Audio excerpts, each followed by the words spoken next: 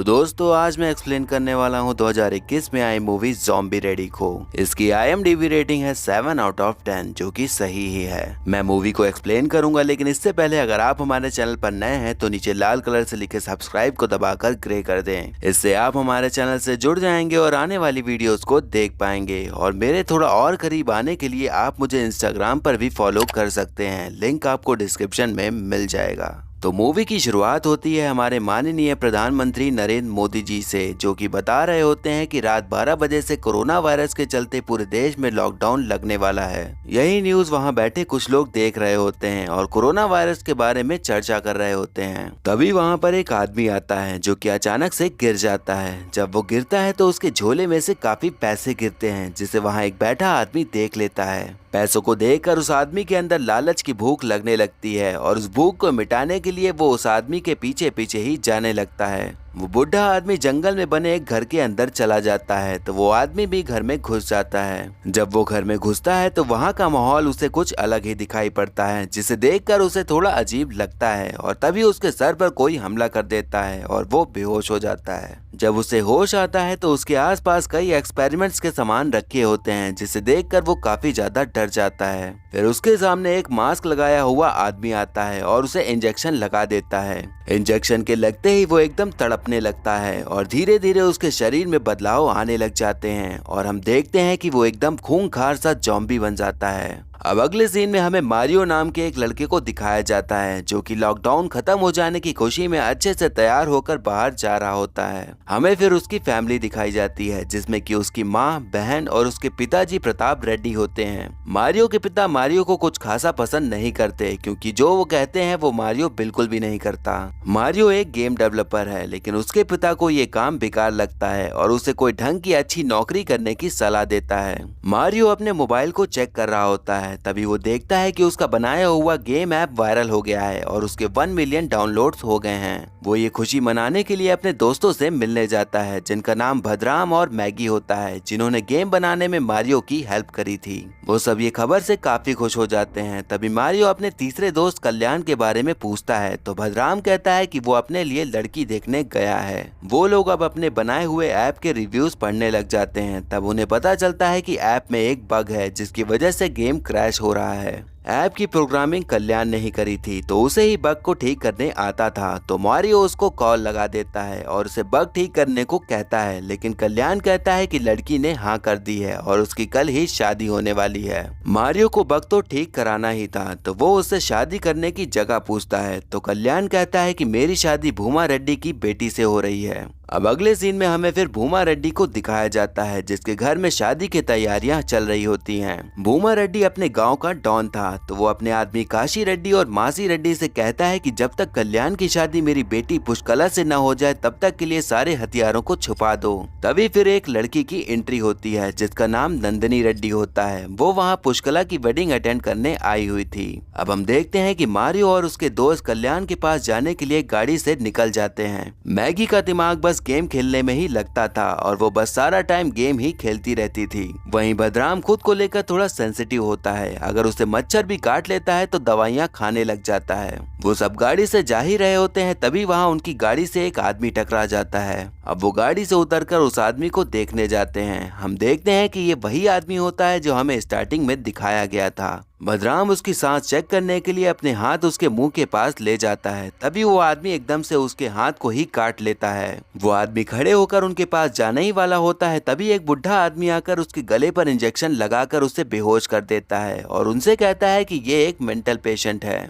उसके बाद बुढ़ा आदमी उसको जंगल में ले जाकर कहीं गुम हो जाता है। अब इसके बाद वो सब फिर से कल्याण तक पहुंचने की जर्नी स्टार्ट कर देते हैं। रास्ते में वो एक आदमी से भूमा रेड्डी के घर का रास्ता पूछते हैं, तो एक बिना हाथ का आदमी उसे घर तक पहुंचाने की बात करता है। अब वो लोग एक घर पर पहुंच जाते हैं, लेकिन वो भूमा रेड्डी का नहीं वीरा रेड्डी का घर होता है। वीरा रेड्डी भी गांव का दूसरा बड़ा डॉन था और उसकी भूमा रेड्डी से बहुत बड़ी दुश्मनी थी। इसीलिए उसके आदमी ने मारियो और उसके दोस्तों को भूमा रेड्डी का रिश्तेदार समझकर अपने यहाँ ही ले आए थे। अब वीरा रेड्डी उन सभी को मारने का ऑर्डर दे देता है, लेकिन उसके आदमी खुद ही मारियो के हाथों पिट जाते हैं और वो वहाँ से भाग निकलता है। अब मारियो आखिरकार भूमा रेड्डी के घर पहुंच ही जाता है, जहां उसकी मुलाकात नंदिनी और कल्याण से होती है। मारियो बताता है कि कोई वीरा रेड्डी नाम के आदमी ने हमें मारने की कोशिश की थी। तो नंदिनी कहती है कि वो तो हमारे रिलेटिव हैं और उन्होंने ऐसे ही तुम्हारे साथ मजाक किया होगा। अब इस बात पर वहाँ सब एग्री करते हैं क्योंकि वो नहीं चाहते थे कि कल्याण या मारियो किसी को भी उनके डॉन होने का राज पता चले। अब सब लोग खाना खाने के लिए बैठते हैं तो हम देखते हैं कि बलराम का नेचर कुछ बदला बदला सा लग रहा होता है। मारियो कल्याण से ऐप का बग ठीक करने को कहता है, लेकिन तभी भूमा रेड्डी मंदिर में जाने के लिए कह देता है। अब सभी लोग मंदिर जाने के लिए निकल रहे होते हैं, लेकिन बलराम जाने से मना करता है क्योंकि उसे अपनी तबीयत कुछ ठीक नहीं लग रही होती, तो वो घर पर ही रुकने को कहता है। मारियो जब मंदिर पहुंचता है तो कई लोग कल्याण के बारे में बात कर रहे होते हैं कि कुछ टाइम बाद उसे भी वैसे ही सैक्रिफाइस किया जाएगा जैसे बकरे को किया जाता है। उसे धीरे धीरे शक होने लगता है कि यहाँ के लोग कुछ ठीक नहीं हैं और यही बात वो कल्याण को भी बताता है, पर वो उसकी कुछ भी नहीं सुनता क्योंकि उसको तो बस शादी करके सुहागरात करने का जुनून चढ़ा होता है। वहीं हम देखते हैं कि अब बलराम भी पूरी तरह से ज़ॉम्बी बन चुका था और वो घर की काम वाली बाई को ही काट लेता है और फिर वो भी ज़ॉम्बी बन जाती है। फिर वो जाकर एक लेबर को काट लेती है और इस तरह से ज़ॉम्बी बनने का सिलसिला शुरू हो जाता है। एक दिन मारियो देखता है कि नंदिनी किसी आदमी से चुपके से मिलती है तो उसे उस पर शक होता है, तो वो उसका पीछा करने लग जाता है। वो प्रूफ इकट्ठा करने के लिए उसका वीडियो बनाने लग जाता है। नंदिनी एक रूम में जाती है तो मारियो वीडियो बनाते हुए वो भी रूम में घुस जाता है, तो पता चलता है कि नंदिनी वहाँ कपड़े चेंज कर रही होती है। वो मारियो को वीडियो बनाता देख एकदम चिल्ला पड़ती है, तो वहाँ सब लोग आ जाते हैं। नंदिनी सबको बताती है कि ये कपड़े चेंज करते वक्त मेरी वीडियो बना रहा था। अब ये सुनकर भूमा रेड्डी मारियो को मारने के लिए आगे बढ़ता है, तो कल्याण उनके सामने हाथ जोड़कर मारियो को छोड़ देने के लिए कहता है। भूमा रेड्डी कल्याण का दोस्त समझकर उसे बख्श देता है और वहाँ से चला जाता है। कल्याण मारियो से कहता है कि तुम्हें बस अपनी ही पड़ी रहती है, अपने आप को सही बताने में लगे रहते हो। मैंने ऐप का बग पहले ही सही कर दिया था, लेकिन तुम्हें बताया नहीं क्योंकि मुझे पता था कि तुम्हारा काम होते ही यहाँ से तुम चले जाओगे। कल्याण अब उसे प्रोग्रामिंग की पेन ड्राइव दे देता है और खुद ही वहाँ से उसे चले जाने को कह देता है। अगली सुबह मारियो वहाँ से जा रहा होता है और जाते जाते कल्याण से माफी मांगता है। तभी वहाँ पर मैगी आ जाती है और उन दोनों को समझाकर उनमें फिर से दोस्ती करवा देती है। मारियो कल्याण को शादी के सेलिब्रेशन के लिए ड्रिंक पीने के लिए कहता है, लेकिन मारियो ने ड्रिंक में पहले ही नशे की गोलियां मिला दी थी। उसे अब भी वहां के लोगों पर भरोसा नहीं हुआ था और वो कल्याण को वहां से भगा ले जाना चाहता था। अब कल्याण की शादी स्टार्ट हो जाती है तो मारियो नंदिनी से मिलता है और बताता है कि वो लोग उसके दोस्त को तो बेवकूफ बना सकते हैं पर मुझे नहीं बना सकते। मैं अपने दोस्त को यहाँ से तो भगा ही ले जाऊंगा और उसके लिए मैंने प्लान भी बना लिया है। अब हम देखते हैं कि मारियो धीरे धीरे बेहोश होने लगता है। तब नंदिनी बताती है कि मैंने तुम्हें नशे की गोलियां डालते हुए देख लिया था और फिर ग्लास चेंज कर दिया था। अब नंदिनी मारियो को एक रूम में बंद करवा देती है। हम देखते हैं कि बलराम अब पुष्कला के पास पहुंच गया था और वो उसे भी काट कर ज़ॉम्बी बना देता है और ऐसे ही हालात में कल्याण और पुष्कला की शादी भी हो जाती है। हम देखते हैं कि कल्याण अपनी सुहागरात के लिए काफी उत्तेजित होता है। पुष्कला ज़ॉम्बी के रूप में रूम के अंदर आती है, लेकिन कल्याण को कोई भी आइडिया नहीं होता कि वो ज़ॉम्बी बन चुकी है। वो उसके साथ वैसे ही रोमांस करने लगता है और पुष्कला के साथ पकड़म पकड़ाई खेलने लग जाता है। हम कह सकते हैं कि कल्याण सुहागरात के खुशी में अपने होश खो बैठा था कि उसे ये भी नहीं पता चला कि जिसके साथ वो गुलू गुलू करने वाला है उसकी बत्ती पहले ही गुल हो चुकी है। अब मारियो को होश आ जाता है तो वो रूम से बाहर निकलता है। हम देखते हैं कि अब चारों ओर ज़ॉम्बीज़ फैल चुके थे, लेकिन मारियो को अभी इसका कोई भी आइडिया नहीं होता।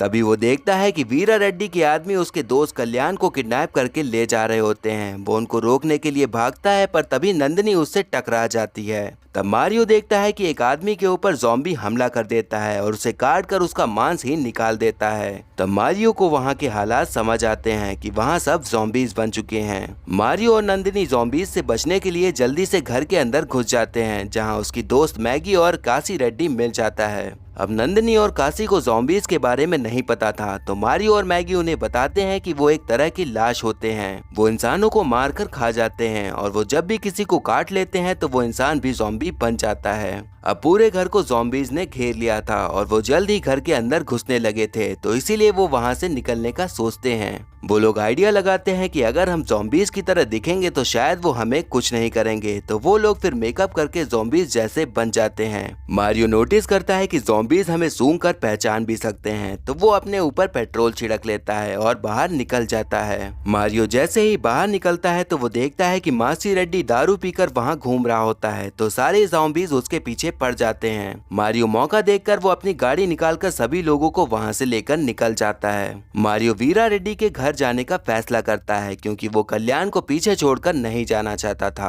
वो लोग अब वहाँ पर पहुँच जाते हैं, तो कल्याण को ढूंढने मारियो, काशी और नंदिनी जाते हैं और मैगी और मासी को कार में ही रुकने को कहते हैं। काशी और मारियो एक साथ ढूंढने लग जाते हैं, पर नंदिनी अकेले ही ढूंढने निकल जाती है। मारियो और काशी को कल्याण मिल जाता है जहां अगम रेड्डी भी मौजूद होता है, तो मारियो उसे ही वहां बांध कर कल्याण को छुड़ा लेता है। वो लोग वहां से जा ही रहे होते हैं, तभी उन्हें एक लड़की की आवाज सुनाई देती है। वो लोग एक लड़की के पास पहुंचते हैं जो कि कुर्सी से बंधी हुई थी। जब मारियो उसका मुंह खोलता है तो वो बताती है कि उसका नाम नंदिनी है और वो शादी अटेंड करने जा रही थी, पर वीरा रेड्डी ने उसे किडनैप कर लिया। अब यहाँ पर एक राज खुलता है कि जो लड़की अपने आप को स्टार्टिंग से नंदिनी बता रही थी वो नंदिनी नहीं बल्कि वीरा रेड्डी की बेटी शैलजा रेड्डी होती है, जैसे भूमा रेड्डी के घर में जासूसी करने के लिए वीरा रेड्डी ने भेजा था। अब काशी, मारियो और कल्याण वहाँ पकड़ लिए जाते हैं। तब वीरा रेड्डी बताता है कि वो कल्याण को मारकर अपना 25 साल पुराना बदला पूरा करना चाहता है। वीरा रेड्डी अब उन लोग को अपनी बहन तलमबरी से मिलवाता है जो कि मेंटली डिस्टर्ब हो चुकी थी। वीरा बताता है कि तलमबरी की शादी भूमा रेड्डी के भाई से होने वाली थी, लेकिन उसका भाई दूसरी लड़की के चक्कर में भाग गया और तब से ही उसकी याद में मेरी बहन पागल हो गई और इसीलिए मुझे कल्याण को मारकर उसका बदला लेना है। मारियो कहता है कि अगर बदला लेना ही है तो जिसने ये सब किया है उससे बदला लिया जाए। वीरा तब भूमा रेड्डी के भाई का नाम प्रताप रेड्डी बताता है जो दूसरी लड़की के चक्कर में भाग गया था। अब ये सुनकर मारियो के होश उड़ जाते हैं क्योंकि प्रताप रेड्डी तो उसके पिताजी का ही नाम था और वहाँ पर उन्हीं की ही फोटो टंगी हुई थी। अब ये चीज पता लगने पर वीरा रेड्डी अब मारियो को ही मारने का फैसला करता है, लेकिन मारियो वीरा रेड्डी की बहन को चाकू की नोक पर रखकर वहाँ से सबको लेकर भाग निकलता है। अब वीरा रेड्डी, शैलजा और उसके सारे आदमी मारियो को पकड़ने के लिए उसके पीछे जाते हैं। हम देखते हैं कि वीरा रेड्डी के पिताजी ज़ॉम्बी बन चुके थे और वो भी कार में ही थे, तो वो सभी लोग को काट कर ज़ॉम्बी बना डालते हैं। मारियो और सभी लोग गांव पहुंचते हैं तो देखते हैं कि वहां ज़ॉम्बी अटैक हो चुका था और हर तरफ अफरा तफरी मची हुई थी। वीरा रेड्डी और शैलजा गांव आ जाते हैं और मारियो को ढूंढने लगते हैं, लेकिन वहां ज़ॉम्बीज का एक झुंड वीरा रेड्डी के पीछे पड़ जाता है और शैलजा को ऐसा लगता है कि उसके पिताजी ज़ॉम्बीज द्वारा मारे गए। अब इसी गुस्से में वो त्रिशूल लेकर ज़ॉम्बीज को मारने लग जाती है और फिर हम देखते हैं कि मारियो भी उसके साथ आकर ज़ॉम्बीज को मारने लग जाता है। अब सारे लोग एक हो जाते हैं और हथियार लेकर ज़ॉम्बीज को मारने के लिए तैयार हो जाते हैं। वो सारे लोग ज़ॉम्बीज को मार ही रहे होते हैं, तभी मैगी के सामने भद्राम आ जाता है जो कि पूरी तरह से ज़ॉम्बी बन चुका था। मैगी उसको देखकर एकदम इमोशनल हो जाती है और उसे नहीं मार पाती, लेकिन वो तो आखिर ज़ॉम्बी ही था, इसीलिए वो उसे काट लेता है और वहाँ सारे ज़ॉम्बीज आकर उसे खाने लग जाता है। मारियो चाहकर भी उसे बचा नहीं पाता और वो लोग कैसे भी करके एक गाड़ी लेकर वहाँ से निकल जाते हैं। मारियो को अपने दोस्त मैगी और भद्राम की याद आ रही होती है, तभी उसको ये याद आता है कि जब उसकी गाड़ी से वो आदमी टकराया था तो वो भी बिल्कुल ज़ॉम्बी जैसा ही था और उसने भद्राम को काट लिया था, तो शायद वहीं से ही ज़ॉम्बी वायरस फैलना शुरू हो गया था। उसे उस बूढ़े आदमी पर शक होता है जिसने इंजेक्शन लगाकर वो आदमी को लेकर चला गया था। अब मारियो गाड़ी मोड़कर उसी जगह पर पहुंच जाता है जहां वो आदमी से टकराया था। वो याद करने लगता है कि बुढ़ा आदमी उसको किस तरफ लेकर गया था और फिर उसी तरफ चलते हुए वो एक जंगल में बने घर में पहुंच जाता है। अब कल्याण, मारियो और शैलजा तीनों घर के अंदर जाते हैं तो उन्हें एक लैब दिखाई पड़ती है जहां पर एक आदमी लेटा होता है। ऐसा लग रहा होता है कि जैसे वहां पर कई एक्सपेरिमेंट किए गए हों। तभी उन लोगों को वो आदमी दिखता है जो उनकी कार से टकराया था, जिसे देखकर कल्याण चिल्ला देता है और वहां वो बुढ़ा आदमी आ जाता है। अब वो लोग उसे पकड़ लेते हैं और उससे पूछने लगते हैं कि उसने क्या किया है जो सब लोग ज़ॉम्बीज बन गए हैं। तब बुढ़ा बताता है कि वो बस एक एक्सीडेंट था। अब बुढ़ा आदमी अपनी पूरी स्टोरी बताने लगता है कि वो एक बहुत बड़ा वीरोलॉजिस्ट था, लेकिन गवर्नमेंट ने उसे बैन कर दिया। वो कोरोना के लिए वैक्सीन बनाना चाहता था जिससे कि वो दुनिया का महान साइंटिस्ट बन जाता और सब लोग उसके कदमों पर होते। इसीलिए उसने वैक्सीन को जानवरों पर टेस्ट करने के बजाय सीधा इंसानों पर ही टेस्ट कर दिया।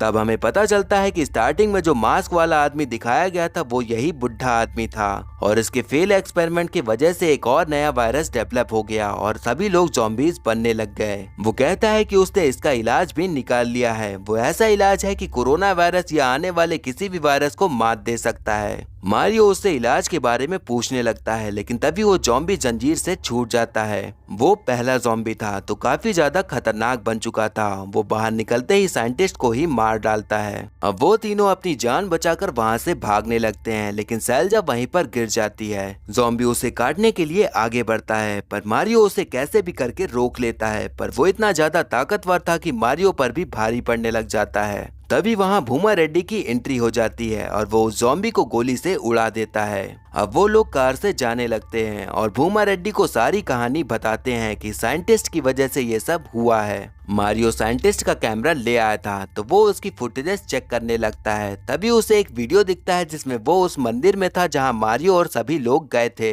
अब मारियो गाड़ी को मंदिर की तरफ ले जाने को कह देता है। वो लोग मंदिर के अंदर जाने लगते हैं, तभी सैलजा बाहर ही रुक जाती है। मारियो देखता है कि सैलजा के हाथों में ज़ॉम्बीज के नाखूनों के निशान लगे थे, तो इसका मतलब ये था कि वो जल्द ही ज़ॉम्बी बनने वाली थी। मारियो इस बात की फिक्र नहीं करता और वो उसे भी अपने साथ मंदिर के अंदर लेकर चला जाता है।